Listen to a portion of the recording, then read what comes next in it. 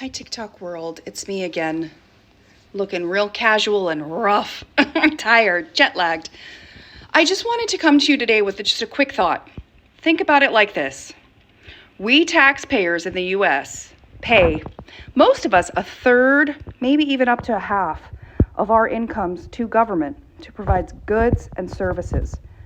And I don't know what your experience is of government, but my experience is that what I pay for, I receive mediocre to subpar services. And I'll just never understand how people can work for us in government and accept that paycheck every 2 weeks, all those benefits, all that pension, all those perks, the bonuses, all of that. And then we taxpayers can send an email, we can make a phone call, we can reach out to them, and it is perfectly fine, according to many government employees, for their method of work to simply be ignore it. Don't reply. Maybe they'll go away if I ignore them long enough. And no one holds them accountable for the lack of responsiveness, the lack of communication, the lack of customer service. Just nobody holds them responsible, and they get away with it because they police themselves. Nobody from the outside requires them to be professional or to do actual work, for 40 hours a week, like their paycheck requires them to do. So I find it really disturbing that government does this thing where they take our money and then don't respond, don't do work, don't make progress.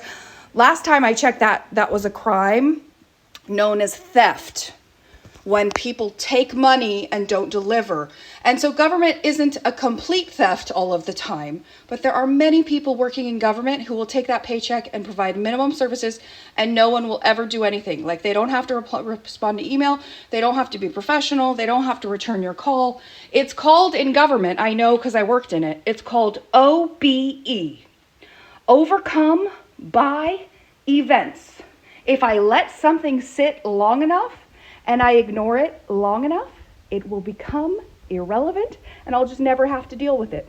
So I think we tax-paying citizens do need to set the expectations that when we pay this money, we expect responses and professionalism and good results.